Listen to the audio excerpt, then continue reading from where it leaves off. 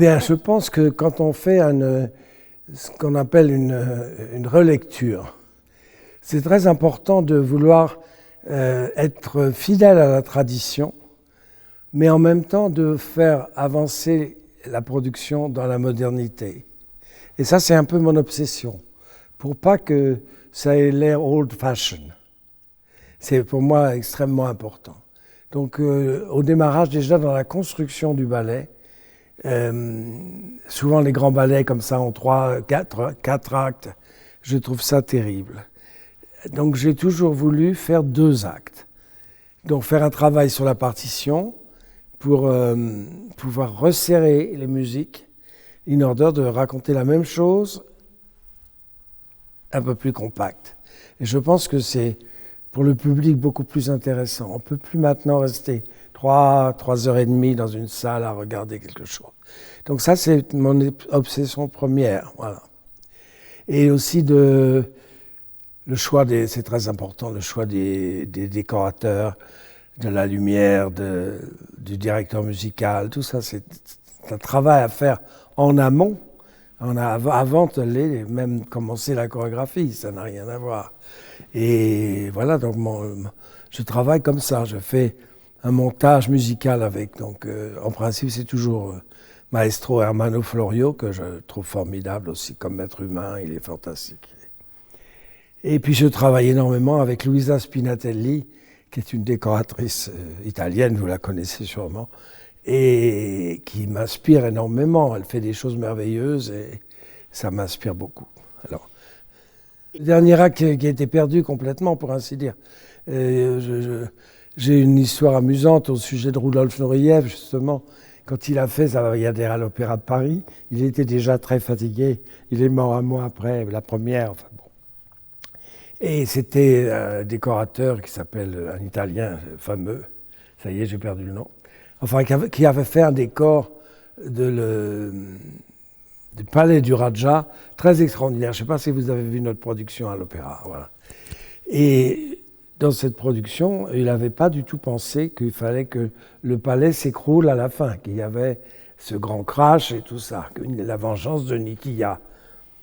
Donc, Rudolf était tellement furieux qu'ils n'ont pas réussi à se mettre d'accord. Et il a dit, bon, puisque c'est comme ça, on va faire venir sur le tableau des ombres. Et ça marche très très bien, c'est magnifique. Et voilà. Alors donc, pour vous dire ça, c'est que quand j'ai voulu faire ici, j'ai voulu refaire le dernier acte avec le mariage et l'écroulement à la fin. Et donc tout ça, c'est entièrement reconstruit d'imagination. Je n'avais pas de documents, de rien du tout. Ils ont beaucoup de choses en Russie, mais moi, je n'ai pas été chercher en Russie. J'ai dit, je vais utiliser mon talent, je vais essayer. Et je vais reconstruire ça. Voilà, le résultat est là. Et donc, c'est très important de s'entourer de danseurs qui ont envie de rentrer dans des personnages. Parce que c'est pas le tout de bien danser, il faut savoir interpréter, il faut savoir raconter une histoire. Et pour ça, il faut avoir une grande conscience de la musique. Parce que l'expression vient de la musicalité du danseur. Un danseur magnifique qui danse, mais moyennement, c'est pas qu'il danse en mesure ou pas en mesure, c'est vivre la musique, la ressentir. Et ça, je trouve ça extrêmement important. Alors voilà, donc je me suis lancé dans cette affaire. C'est Constance Vernon qui a vu mes productions à Berlin, Mon Lac des Cygnes et Mon Don Quichotte, et qui avait aimé beaucoup et qui m'a proposé de faire cette production. Voilà, donc Tomio Mori, mais finalement on s'est bien remis ensemble pour faire un résultat qui fonctionne. L'important c'est ça finalement. Après le look, les choix du look, du goût des gens, ça varie par chaque interprète, chaque chorégraphe, chaque artiste finalement. Mais ce qui est nécessaire, c'est d'avoir une homogénéité, vous voyez. Et ça, avec la production de Tomio Mori, il y a une très grande homogénéité du décor, des costumes, de tout. Donc voilà, on a fait un très beau travail avec Constance et elle insistait énormément que j'utilise ces petits-enfants de l'école de danse. ce que j'ai fait, parce que moi, je n'ai pas beaucoup d'atomes crochus pour les enfants. C'est pas vraiment mon truc. Mais ça lui faisait plaisir, donc j'ai été jusque-là aussi. Et alors, il y a la chose très importante, c'est le pas de 3 du dernier acte, que j'ai reconstruit entièrement, qui n'existait presque plus. Il y avait une musicienne ici, je crois qu'elle était chef de chant, qui est allée à Moscou, qui a fait des archives et qui a retrouvé la musique. Voilà, c'est comme ça qu'on a pu réussir à reconstruire le dernier acte. D'abord, j'adore découvrir des compagnies différentes. Alors ça, c'est ce qui s'est passé dans ma vie. J'ai eu cette chance de travailler avec beaucoup de compagnies et j'adore découvrir de nouveaux danseurs. J'avais découvert à Berlin Steffi Scherzer et Oliver Matz, que je ne connaissais pas, qui sont des danseurs merveilleux.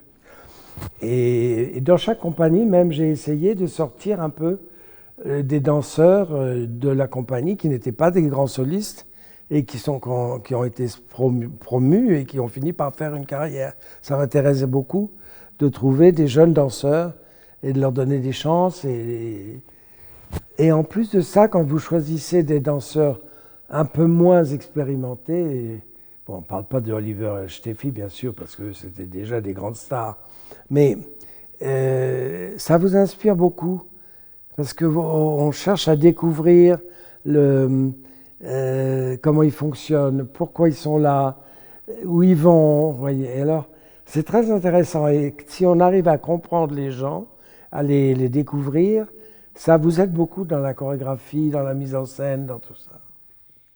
Mais c'est-à-dire qu'il faut les nourrir avec des créations importantes, des bonnes créations. Pas des choses, des élucubrations un peu, voilà. Mais il faut leur donner, comme disait Rudolf toujours, il faut leur donner à manger. Il disait, c'est très important. Il adorait les danseurs et il disait, il faut leur donner à manger, ne faites pas danser n'importe quoi. Et c'était juste. Et donc voilà, ça c'est... Quand on découvre des nouveaux danseurs, une compagnie a son style. Si on monte Gisèle, le Lac des Cygnes, tous ces ballets-là, et quand ils sont pris en main par les danseurs, ça leur donne une couleur différente, même si c'est la même chorégraphie. Et donc il faut les utiliser au maximum, laisser la porte un peu ouverte, pas leur dire de faire n'importe quoi bien sûr, mais qu'ils amènent tout ce qu'ils peuvent amener. Et oui, donc Rudolf disait ça, il faut leur donner à manger. Mais ça aussi, je l'ai appris de lui. Il faut que le danseur s'éveille à tout, ait un désir de connaître, de comprendre. Et je ne veux pas leur inculquer mon style ou ma manière, absolument. Je veux essayer qu'il y ait des rencontres. Et je pense que c'est pour ça que mes productions, dans l'ensemble, ont bien marché. Parce qu'il y a eu des rencontres. Déjà, je pense qu'il faut avoir une grande humilité. Il faut savoir se mettre de côté et essayer de comprendre aux ouvrages auxquels on s'attaque. Pas vouloir les transformer entièrement. C'est tout un travail de connaissance, mais de connaissance, pas simplement apprendre, de voir avec le matériel proposé comment on peut faire avancer dans le temps. Que ça ne soit pas old-fashioned. J'ai cette obsession un petit peu, voyez. Et c'est très important le rythme du ballet, ce que je vous disais au début, de resserrer la musique, de choisir les morceaux les plus beaux, pour pouvoir que ce soit vivant, que ce soit comme la vie est maintenant terrible. On ne peut pas faire 3 heures de blabla, il faut que ça bouge, il faut que ça marche, il faut que ça... Vous voyez, c'est très important pour moi. Donc j'ai toujours essayé de comprendre les productions que j'ai dansées.